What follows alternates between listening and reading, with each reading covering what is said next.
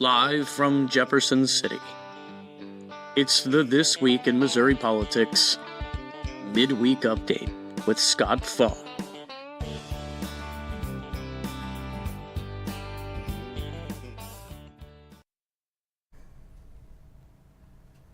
Welcome to This Week in Missouri Politics Midweek Update, the first full day of Mike Kehoe's Missouri. I am here joined by the rival of Travis Knight, the man better known as Amy Knight's husband, Jeff Knight. Thanks for making the time, bud. Thanks for having me. Like the tide. Amy was in town, so she put dressed me that this morning, together. yes. I thought you looked very sharp today. Let's start off with Governor Kehoe. I mean, it is yesterday there was just a warm feeling because something great happened to a really good person. You know what I mean? It's just, you look back and everyone has a story, but how many stories are better than his? Yeah, my story doesn't touch his. No. I got a little sob story, girl. Vivek's up there. Vivek's got a great story, but Mike Kehoe's story of, the single mother to where he is now is just, it's like the American dream, right? And you don't know, he doesn't really push it like if you're just talking to him. You have to. So I love the fact he talked about his mother in his speech. I met his mother 2 or 3 times. One of his sisters told me she actually watched my show whenever her son was on it. So, she'd watch 7 or 8 possibly.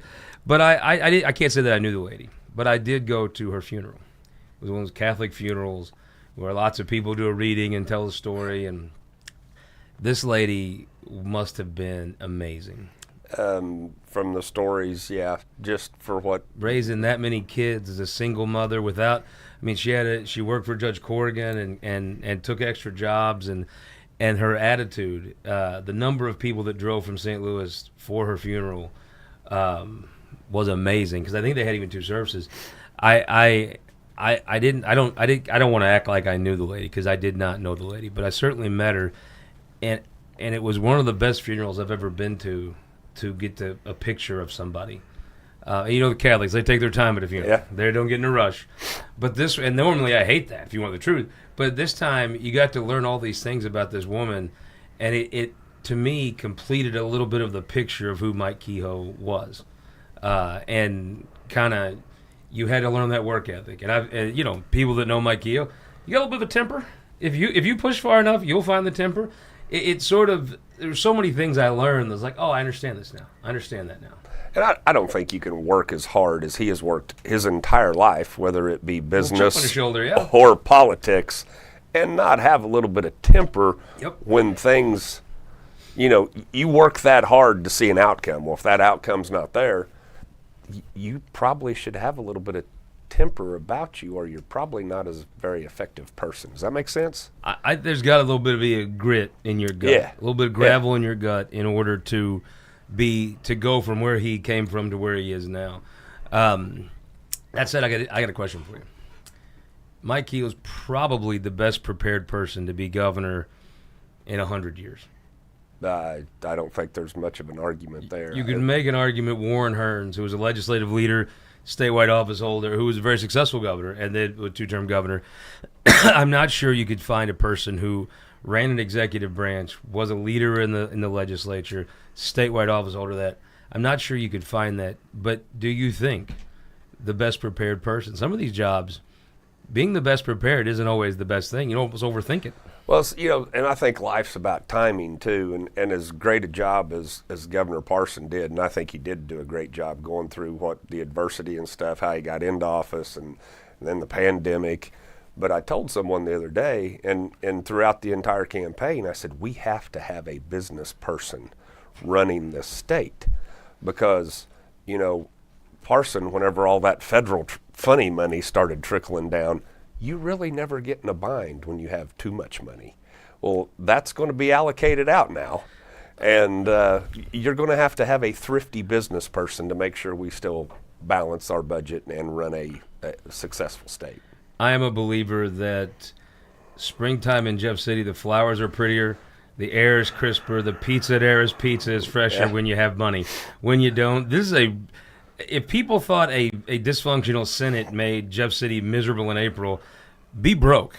Because I've seen it broke, and it is a miserable place to be. Yeah, if we don't pass any bills and we don't change any laws, it means we're not the public's safe. We're not messing anything up. But as long as we can pay our bills and then create enough money in revenue to hopefully create new bills and start new business and expand what we do have here, you know, everything's fine. But whenever that revenue is cut, you have to be a business-minded person to decide what you're going to spend money on and what you're not going to spend money on. So you've been over there now a little bit. The first week's weird because it's harder because you have families, your kids, and it's really not meant to be down to business. It's meant to celebrate the accomplishments and the pomp and circumstance of legislature. But I do think you get a little feel, and my feel is he's coming out with crime. I think, look, if I'm Carla May, I have a problem with that. And we sat and heard last year an argument from Senator Bratton, who was the legislator of the year here, because he could tell leadership to piss off and they would break their neck for him. How do you do better than that? But he brought up a point. You should not be getting involved in issues that only include one senator's district. You should not be meddling in issues that don't concern your public, that only concerns one specific area. Well, I think Carla May could make that argument, right? I would say so. And I think Carla May is very well respected by her colleagues. And I don't think anybody is going to be very happy about rolling her. Do you? No. And so I think it's I mean, you could pass a crime bill with a bunch of stuff in it. You've done that before, frankly. And it didn't change much in the cities. If you don't go state control of the police, I don't know that you can feel like you really came in and did something substantial. Am I wrong? I don't think so. You know, I tell everyone the story. I think it was 2 years ago. I met with a group of business people from around the state, and you know, you always ask, "Hey, is there anything that's on your radar? Is there anything we can do to help you in the state of Missouri?" And everyone wants to talk about corporate income tax, and they were literally like, "We don't care about corporate income tax. It is so low in this state." Yeah. But the city business people, what they cared about was their employees making it from their car to their front door. Ask Channel 5. Why is Channel 5 going from downtown to out west somewhere in the nameless places? Because, and I've talked to people that work at Channel 5, reporters, and where they have to park. It's a beautiful office building Channel 5 was in. Channel 4 was in probably the prettiest office building in this state with that river view and all that. They moved because they had to walk a block, kind of at a catty corner block, to park at night, and they did not feel safe. And I tell you, here's the next question. I think a good point for the Kehoe perspective of state control is you've had local control now for some time. I don't think you could say you've done revolutionary things that have lowered crime. Now, the world's crime rate went up with COVID, but I don't think that St. Louis can say, you know what, since we've had local control, we have just been great. Things are going awesome. I don't think they have that resume of success. Now, I also am not sure how great it was before state control. Well, I mean, have you been to St. Louis lately, downtown, in the middle of the day whenever I was a kid and you would be walking, there was people going to restaurants, the workers were on their lunch break, and I mean, the sidewalks were busy, and it's not that way anymore. It's sad. A guy that does food service, owns a food service company, says he's built his entire business on people not wanting to step outside their building. Now, part of that's like on a day like today, I'd probably eat something in my building unless it was really great deal to go outside. Convenience is nice. But it won't be. It's only that way really for about 12 weeks in Missouri. Yeah. Maybe on a rainy day, but for the most part, they don't want to get mugged. And whether that's real or not, that's the impression. Well, let me ask you this. Here's my concern. I assume you're going to vote for local control or state control of the police. Yes. So Governor Kehoe comes in. I think most folks truly believe in him. It's like, I don't know that I agree with everything Mike Kehoe does. I'm sure I don't. It'd just be a kiss ass if you did. It's impossible. Yeah. If you say you agree with everything somebody does, you're just a kiss ass. But I do believe in him. I actually do. And I have to watch. I'm generally the jaded German about politics. But I actually believe in Mike Kehoe. And my concern for him, as somebody who I actually do believe in, is, have you ever in your life thought St. Louis was safe? There was probably a time, and I mean, there was times whenever I was, in your adult life, when you could make decisions, did you ever think St. Louis was a safe place? No. Me neither. So my concern is this. I think you can juice stats a little here and there. I think you do some things. My concern for Mike Kehoe is he passes this bill, which I actually believe if Mike Kehoe goes in senators' offices and reps offices, just like he did on that school bill, right? Yep. If you get the full Mike Kehoe treatment, he gets you a Mike Kehoe deal. I think he can pass it. Honeymoon phase, people truly believe in this man. My concern for him, as somebody that's almost a little bit over the top pro Kehoe, if you want to, I have to watch myself. I'm probably right there with you. But I really try, whether it's radio or here, I try to tell you what I actually think and how they carry the cabbage. And I have to be a little careful not to get a little too Kehoe fanboy, right? It's kind of like your football helmet there. Yeah. The beginning of the season, the hype for Mizzou football was so high, and I get nervous because with those expectations, there's a much greater chance for disappointment than there is. But what a great time! Oh, great season, great everything. When 10-3 is a disappointment for the majority of my life, just like I've never thought St. Louis was safe. Mizzou getting 10 wins would have been amazing. I was there for Woody's wagon. Yeah, I mean, going to a bowl. It was something. In recent memory, going to a bowl has been a big deal for Mizzou. So I get you the expectations. But the expectations being you high. You pass this bill, whatever. You put state control of the police in there. You put other stuff in there that makes sense. I break mostly more laws than I actually have read.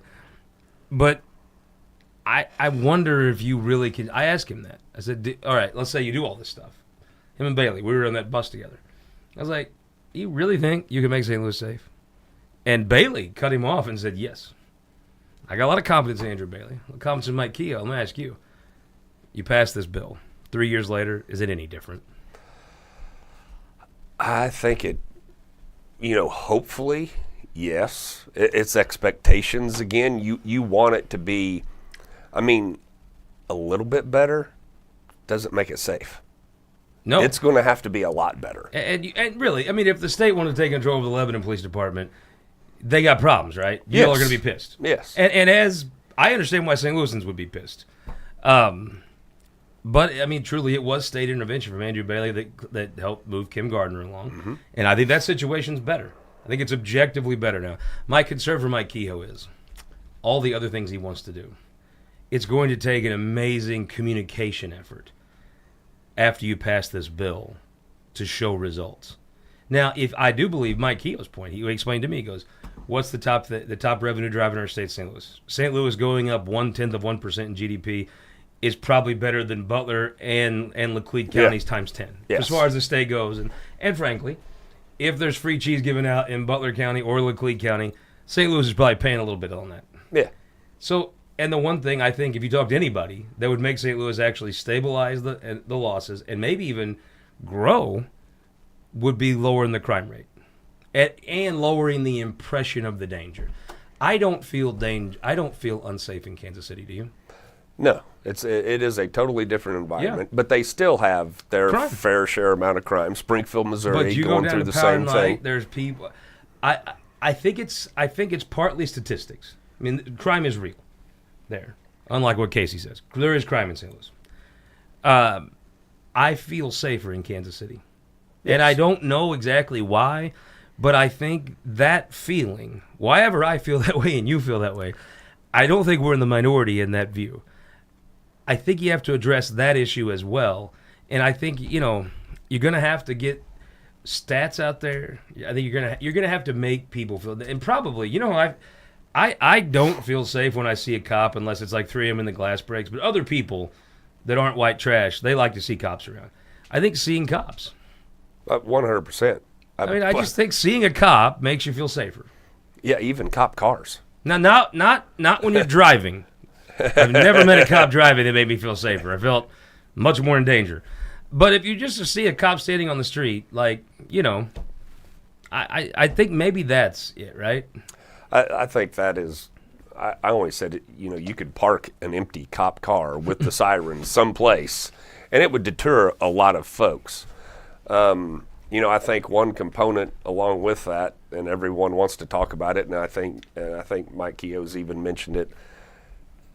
Along with crime, I think that mental health thing, it just doesn't. It seems like people are way more extreme on the bad things they are doing now compared to they did bad things 20 years ago, but it just seems like, and they all get national attention out of it. You know, I think mental health, along with, I think it'll go hand in hand with crime. I think Tashard Jones has a point about that. And let me ask you this: you talk to the cops in St. Louis, they'll tell you, well, it'd be nice if there wasn't guns everywhere. Yeah. How far do you back the blue? The legislature generally has backed the blue on everything except gun control. You know, and I'm a gun guy. I'm licensed FFL. I have guns. I'm responsible with my guns. Bad people are still going to get guns. And whenever, you know, some of the Second Amendment rights, probably really they didn't have in mind a 10-year-old carrying a Glock in downtown St. Louis whenever some of those was, you know, I think you should have a right to bear arms just like every other person, well, most people. But I like the show me state. Why don't you give them a year with some minor gun control laws and see if it changes anything? I mean, honestly, to me, the best argument for state control of the police is, well, we've done this. Well, when was Tilly Speaker? 10? So we've had about 15 years of local control. I really don't think your resume is in any way, oh, you can't. I believe in local control. I think it's a messed up situation. But I also think they've had 15 years of local control, and I'm not sure there's been any great, wonderful things done with the policing. You know, back to the gun thing, people are still going to get guns. Law-abiding citizens, Well, Travis Knight thinks you're a rhino. like myself, can go and buy a gun, fill out the paperwork, and we can regulate all you want to regulate. But if these police officers just have some enforcement authority, especially on these young kids, I think it would help. As you see, I have my Travis Knight koozie. I'm not picking a side in this war. These are nice koozies, though. I recommend you pick one up if you see one. Let's talk. When you bring folks into town to come to the Capitol, what's the one hotel you'd put them in if you like them? It's the Courtyard Marriott. Yeah, Courtyard by Marriott, no doubt. Also, want to thank United Fiber, some of the absolute best rural broadband in the state of Missouri is up in the great Northwest, as Cinder Hageman says. Kelton, we've got to find out when Great Northwest days are. If you know when Great Northwest days are, text me 573-429-5770. Or if you have a question or you want to make fun of Jeff, 573-429-5770. I'm looking at it right now.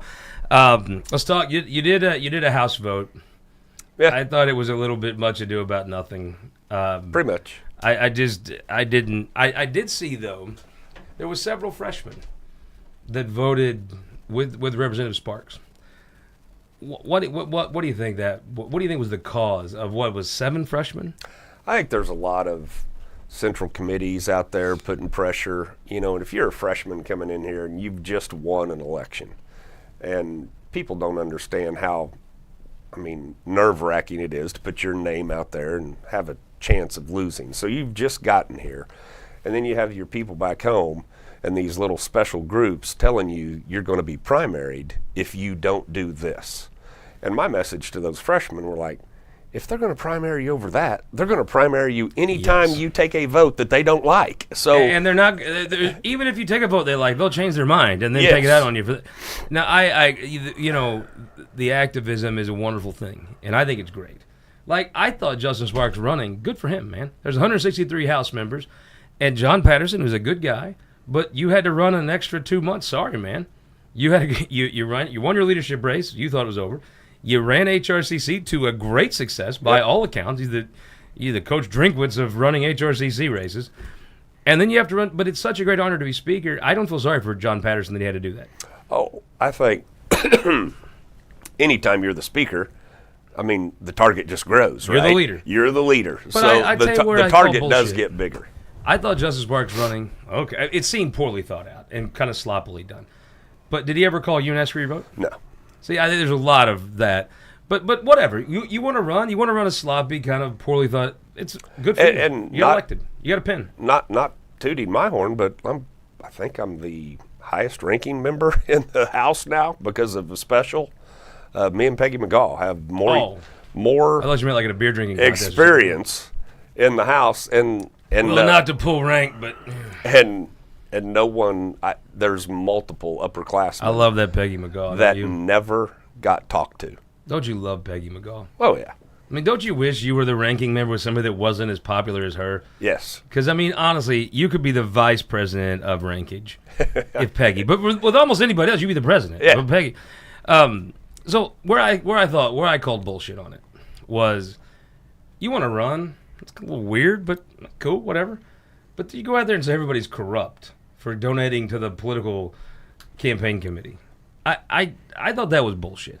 And I've never, again, been here quite a long time for a rep. I've never been told, if you don't give this, then you don't get this. Well, I would think it'd be a little awkward in the room if you're the guy saying, we shouldn't fund these races, and there's like 4, 5, 6 folks that are like, well, if you don't outspend the Democrats 20-1, you lose Democrat districts that you hold. If I'm Phil Olerking, I'm like, whoa, buddy, oh, easy now. If you don't give me another 50 grand, 80 grand in 2 years, he'll lose. And the only way you get that 80 grand is come to you and ask you to raise money for the caucus. Yep. I don't see a corrupt thing about that. No, I mean, it's part of the process. I think the dollar amounts bother me in these races. I think if you were going to pass a statute, I think that you should have a limit according to what you get paid. $39,000, whatever the state rep pay is, whatever it is, you can only spend 10% over and above that. So your budget has to be $42,000. I don't like the government telling me what to do. I don't agree with you on that. I think the best thing you do is get rid of the dark money.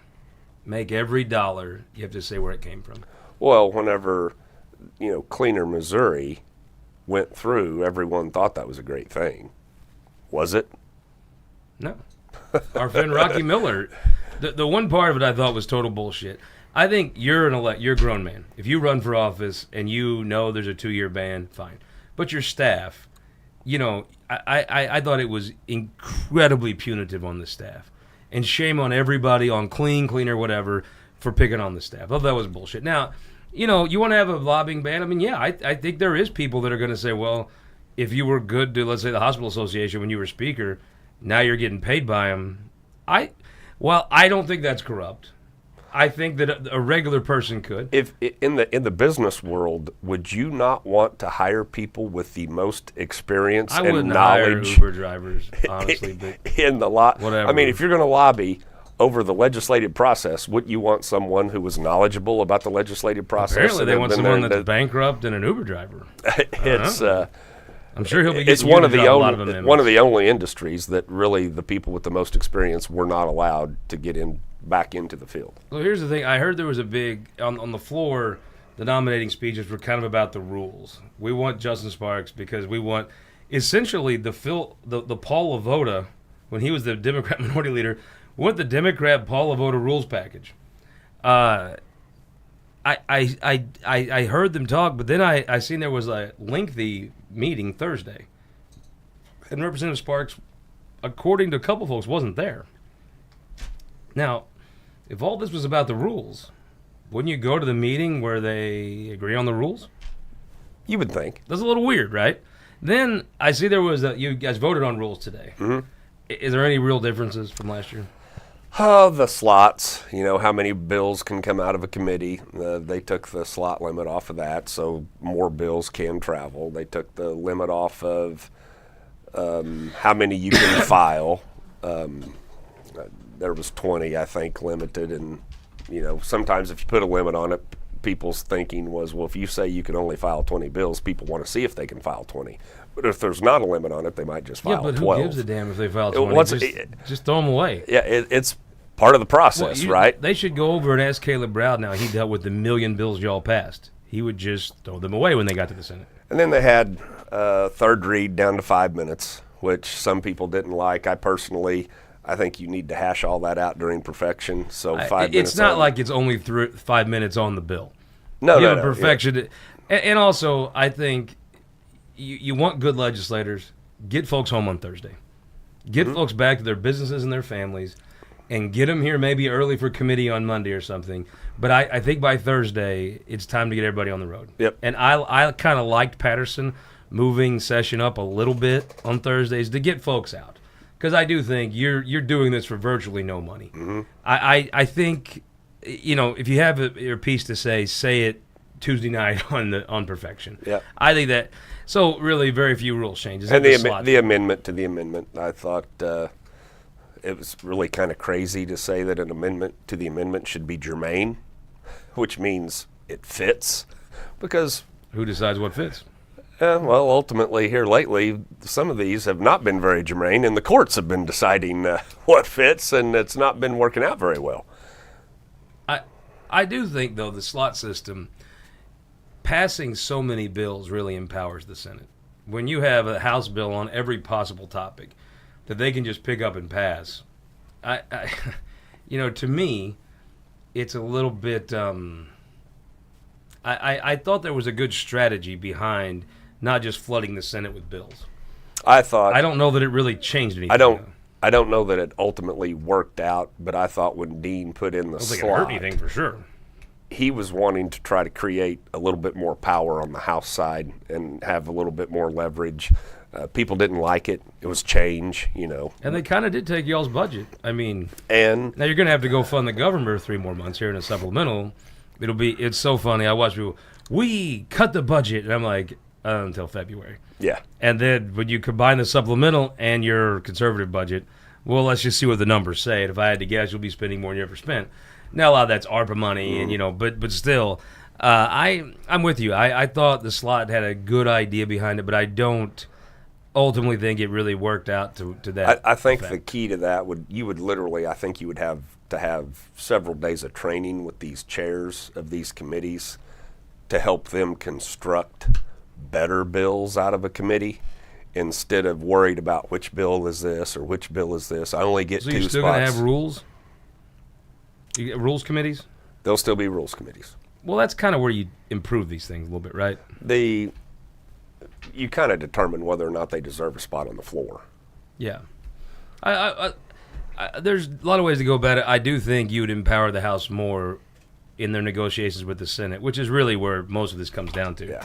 If you did not have, I don't think you help the House by passing hundreds of bills. All you do is let the Senate be able to not negotiate with you, but then cherry pick what they want to take from you. Yeah. I just think that's a quite dangerous. I think it's a quite dangerous scenario. Yeah. Like I said, I thought Dean's initial thought on the slots made sense. Well, it was nice to see Dean last night and Rebecca. Yeah. I love to see them come back.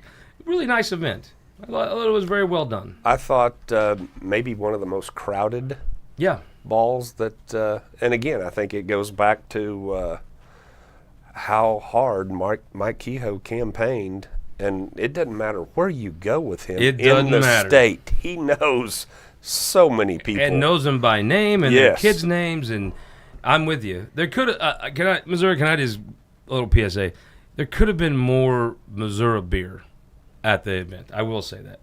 I'm not pointing fingers at Senator Coleman, but could have had more beer. That's all I'm saying. But also, probably no matter how much beer you had, I'd probably say you could have had more. But your office, very well stocked, had tip to you. Thank you. Terrific folks. Tip. Great staff. You're now in the Houck's office is Brad, right? Yeah. We got a good draw there. Because, I mean, a bad roommate, that's not, oh, we should put him on speaker. I mean, I don't know how we don't. Yeah. Hey, Dean Blocker, you're on speakerphone here at the Scott Faughn Show. Welcome into the show, Dean. You actually are on the show live, by the way. We should make that clear. That's what I was calling about. Oh, well, we're still waiting to see what committee assignments are, but I'm just sitting here. Your name was just brought up. Scott Faughn said he was actually glad to see you in the building last night. And the phone literally rang, and he said we had to pick it up and put you on speaker. Well, one time, Dean, when you've been on the show previously, you got a call from a former speaker right in the middle. And it was one of the better moments Kelly ever had on the show, if I could be honest with you. Honestly, Scott, it was. It was one of those things that I think will live on in eternity from my memories, I can tell you that. Well, we were here. We're really pulling for Representative Knight to land that Urban Issues chairmanship. What do you think his chances are? Pretty good, since he's my friend. And, I was on that committee, that challenging committee, for 6 years. So, I guess 5 years. Who'd you piss off? And then you became speaker. I had to become floor leader to get off of urban issues. You might be the only Republican member of the Urban Issues Committee to become speaker. It's a I'll tell you what, to be honest with you, it's kind of a fun committee because of what it's designed for. No, it's not. And Courtney Curtis ran it for a while. I mean, you give that guy a little bit of room, he'll run anything into the wall. Just kind of funny. I mean, I don't exactly know what that metaphor meant, but I see comedy in it, Yeah, but no, it was good to see you last night, Scott. I'm sorry we didn't get to talk too long. I mean, it was a busy night, but it was a good night. It was very nice. Are you enjoying your first full day of not having to worry about state government in a long time? Yes, it's a relief, right? Because the demands of me running the whole world were pretty stressful. I feel you. Well, we sure appreciate you calling into the show, even though you didn't mean to. No, I didn't know. That's awesome, man. Are you guys taping for this coming weekend? Oh, no, we're live. We're live right now. Yeah, been live the whole time. That's good. Oh, well, listen, I appreciate you having me on the show. And, no, it was a great night last night. Good to see everybody moving on and doing some good things. Good to see Governor Kehoe get sworn in yesterday. John Deal, if you're watching. I'm enjoying private life. Well, buddy, thanks so much. Talk to you later. Thanks, Dean. Thank you, guys. Bye. Okay, it's kind Speak of the devil. Yeah. It's my thing about the crime bill could be like the slots. Good stuff. Not going to hurt anything. If you don't have something tangible to show for it, and I think the tangible is not going to be stats. I think it's going to be, can you communicate to people in that area that the city is safe? And, if you're the economic development person in St. Louis, you have got to get a presence of getting those people back on the streets because they feel safe. Can I give you a critique of the economic development arm of St. Louis? Now, I like some of the people there. My own white trash hillbilly opinion, take it for what it is. They're like the fire department in Los Angeles. They were worried about what fire protection looked like more than actually putting out the damn fire. I worry sometimes with that economic development in St. Louis. They're more worried about what it looks like than actually creating economic development in St. Louis. Well, so far it's like development because there's a lot of people leaving. But they'll tell you how they have all the right people, look all the right, they have the right pronoun, a lot of that stuff. And look, I'm the first to admit I probably don't appreciate all that Marxism as much as the next guy, or maybe as much as you should. But if we're really talking hogs, dogs, and logs, I think there's an element of that Los Angeles Fire Department in the St. Louis Economic Development Department, a little bit like we saw at the Department of Insurance until Kelton's investigation changed the whole thing. It looks a little bit more we're putting on a show for ourselves than we're putting wins on the scoreboard. And I do think that across the United States we've shown in the last national election what people truly believe and what they think. You would be good for that job? Because it's open right now. Jason Hall just left. Dean Blocker. Yes. Dean's strengths. Great guy. Looks like $1 million. Could come to Jeff City and find a lot of friends. Could communicate with the business community. Has a political background. A Dean Blocker or a guy like a Dean Blocker, I think, would be very well suited for that role. And yeah. I know, St. Louis, please listen to me and don't take this the wrong way, but I know you're taught to not think this, but take my word for it. While, yes, there are trans, and there's African Americans and Hispanics, and there's gays, straights, Asians even. There's even Indians. Also, in the St. Louis area, there is some straight, white, heterosexual Christian white dudes. I know that's shocking, St. Louis, but I'm serious. Take my word for it. Drive around a little bit out of the Grove or the Central West End. Go to South City, and I think you might be shocked to find the number of white heterosexual Christian males. And they've not done too bad, right? Francis Slade, pretty successful dude. So, anyhow, let's talk about Amendment 3. I view you as a guy that's pro-life. Pro-life. I view you as a guy that actually is practical and practically would like to see fewer to no abortions in the state of Missouri. Correct. I have seen a fissure in the pro-life movement. And I think it was on speed since Roe versus Wade was overturned, where if you didn't agree with not just pro-life stuff, but a whole bunch of other stuff that I'm not going to say is not linked to the pro-life cause, but it's weak links, right? Mm-hmm. You were ostracized. Yep. I do think this, and maybe I'll tell you my perspective and see. I don't mean this as a personal attack, but generally you and I view things pretty similarly. Pretty similar. I mean, we kind of have a pretty similar take on stuff. I do think the Amendment 3 and the breadth of it, and I don't want to say extreme, but I mean it is comparatively to other states. We are a very pro-choice state right now by our laws. Probably more pro-choice than the public is. I think we might have been more pro-life, obviously, than the public was before, but I think the pendulum, it rarely swings here and stops. It swings, and I think we're over here. I think myself as somebody that's pro-life, I probably didn't take it as seriously until it passed, and I got to looking at it.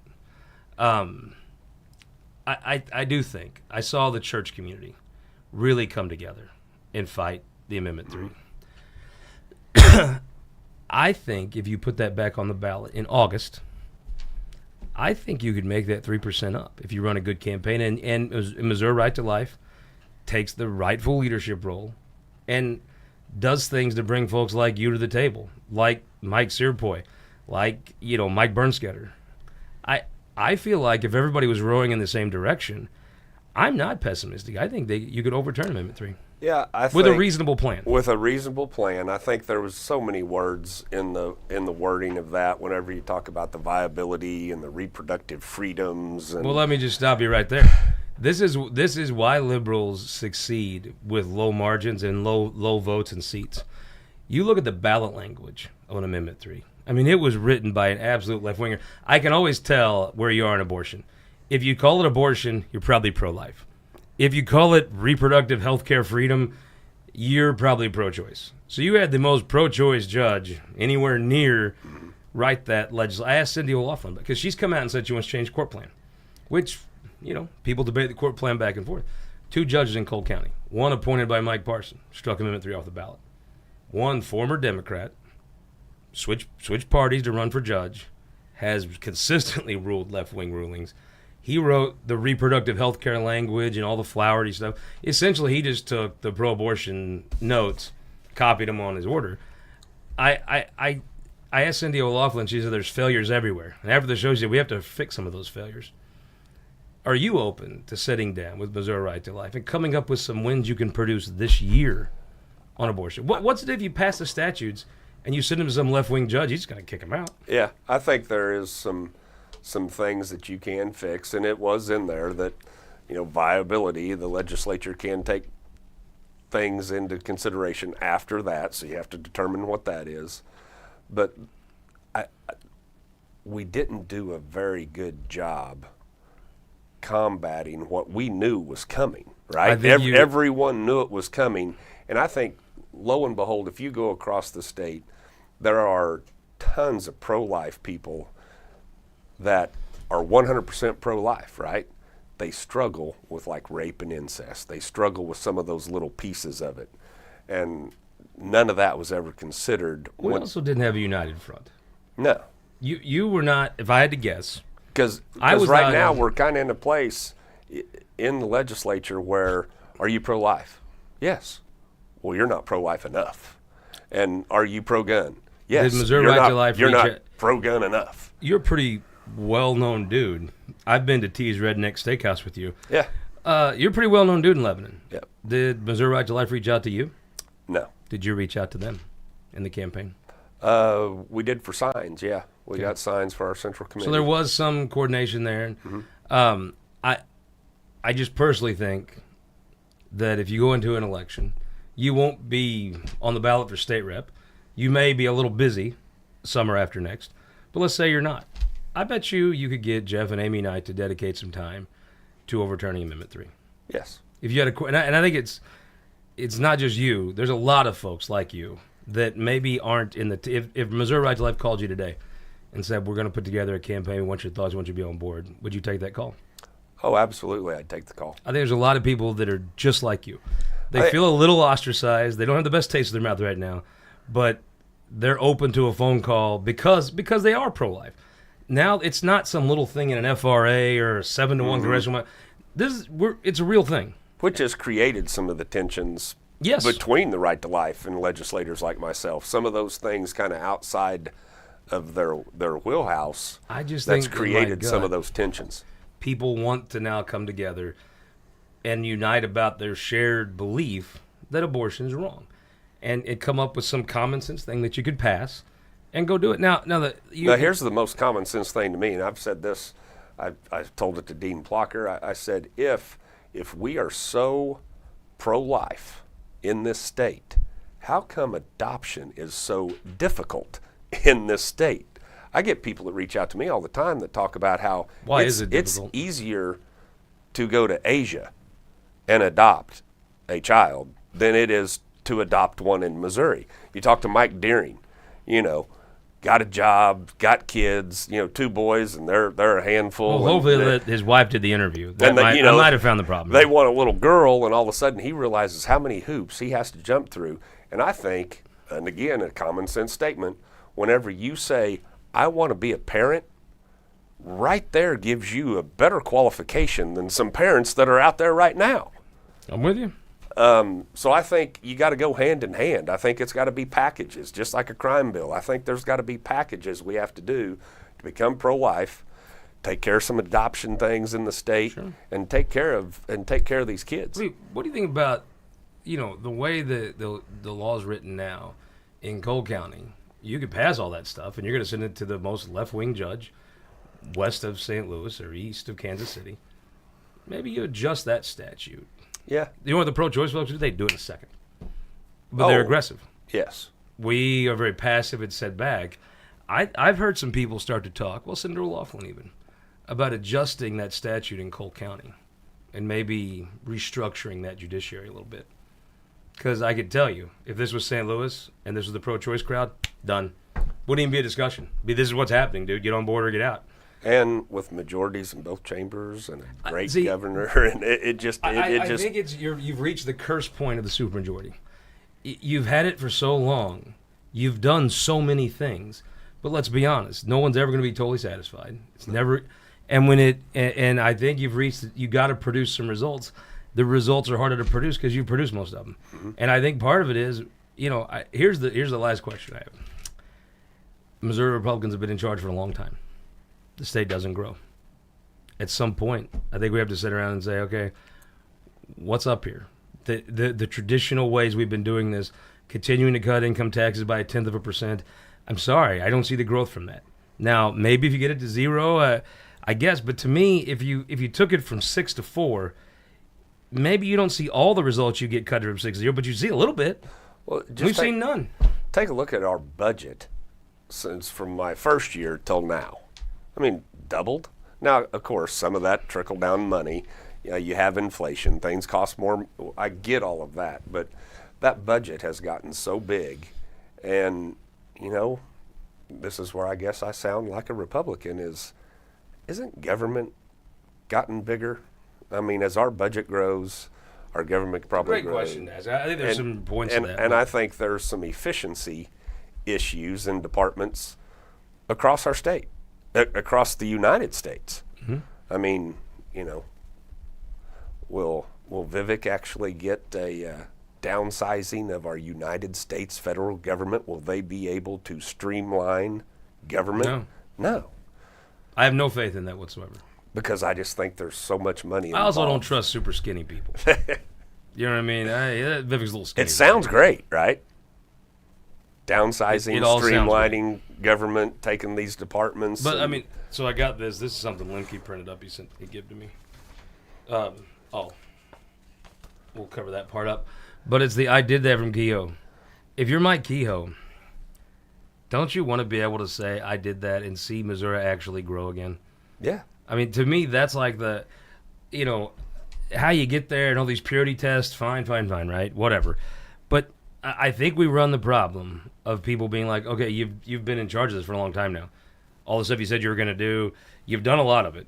And schools aren't that great, and population declines. We don't keep up with the rest of the country, lose congressional seats. The GDP doesn't keep pace. What do we do here? And people say, well, in the income tax, we'll go to Tennessee. Well, people say, well, Florida and Texas, well, they have oil and tourism that we don't have. Their state government is well funded. Go to Tennessee. They have no income tax. But they have a huge property tax and huge sales tax. Mm-hmm. So they're funding their government. They may do it differently, and hell, I think rational people could say we should do it. I like Governor Nixon's approach of a little bit of all of it. But I just think at some point you have to address the situation of you've been doing this a long time and things are not that better. It's like the St. Louis Police Department. You've had local control. I don't think you could say it's a lot better. I don't know that the Republicans can say it's a lot better than when the Democrats had it. Business-wise, you don't think with the businesses and people that have come into our state? Look at Missouri's GDP and tell me if it's better. Look at Missouri's population and tell me if it's better.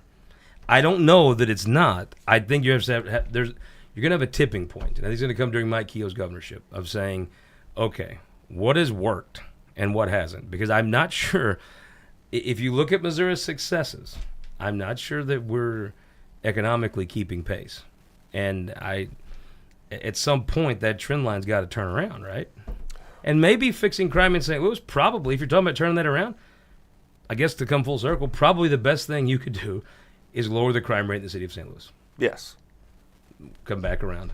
Jeff Knight, thank you so much for the time. Thank you. Always enjoy the visit, sir. Enjoyed. Tell Travis, I've got his signs that tell him what. Yeah, let me know when you need them out. Chiefs, let's have another one of these shows tomorrow. But the Chiefs, they're giving 8 points at home to the Texans. Kelton's such a homer. Where are you going with this? Gonna have to take the Chiefs. And you're giving the points? Absolutely. He's such a homer. I tell you what, I would normally take the Chiefs but not give the points. But I think if you look at these playoff games and the blowouts we've seen, even though the Chiefs have played nail-biters all year, I think the Texans go into this game knowing they're going to lose. But the Chiefs have this just unnecessary knack of keeping these teams in games. Yeah. So they beat the Texans. Who would you rather see them play, the Ravens or the Bills? I think the Ravens. Josh Allen's on fire right now. But I think the Ravens have a better team. I think Josh Allen's a better quarterback. You know, last year the Ravens got there by letting Lamar just go crazy and run all over the place, right? And then they played the Chiefs and he dropped back like 40-some-odd times. And I'm like, he's not a drop-back passer. They just totally – well, now you got Henry back there and Lamar back there. And it's a scary dynamic. The best thing about the Bills playing them is, you know, their defense isn't very good. They depend on Josh Allen to score more points than you. I think the Ravens are a better team. Josh Allen's a better quarterback. Yeah. I think the Chiefs are going to cover the spread against the Texans, and I think you're going to see a better game than the Super Bowl in the AFC Championship game. And I think I'd still, in a playoff game, I'd rather have the better quarterback than the better team. Any given Sunday, I take the better team. In a playoff game, and I don't think Josh Allen's intimidated by the Chiefs, and I think the Chiefs are in Lamar's head a little bit. I mean, Josh Allen's beat him. Yeah. The last guy that did it a big game was Josh Allen. I just, in the back of my mind, I think you talk about quarterbacks, you put a Mahomes against Allen with phenomenal matchup, right? But I think the Chiefs do have an edge there because I think their defense is better than Buffalo's defense. I agree with you, but in a big game, I think Josh Allen's better than Lamar Jackson. Yeah, I wouldn't argue. And I think he won on that field. I think that was a home game for Buffalo, wasn't it? Yeah, they beat him. I last time they lost a playoff game was to him. I think that gives him a little confidence going into the game. Lamar's never really won a big game against the Chiefs. Better team in Baltimore, better quarterback in Buffalo. I guess it'll be decided Sunday, right? Best team will win. I just want to make sure we get by the Texans. You really, I mean, you're worried the Chiefs will overlook the Texans? I don't think Andy Reid's an overlooker. I think their time off, you know, like college football. Yeah. All the 4-bye teams had a week off, and they said it hurt them. I think when you have a coach like Andy Reid, I don't think it hurts them because they will be prepared. And I think we should give a kudos to Dean Plogger for not cursing. That was pretty incredible. He handled that very well. I wish Deal would have been watching and called into my phone, and we could have connected him. Now, that would have been a 4-way move. Jeff Knight, thank you so much for the time. I appreciate it. Thank you. Thank you all. We're going to have some freshman legislators on the show this Sunday, but I think we'll be back here tomorrow for another edition of This Week in Missouri Politics Midweek Update.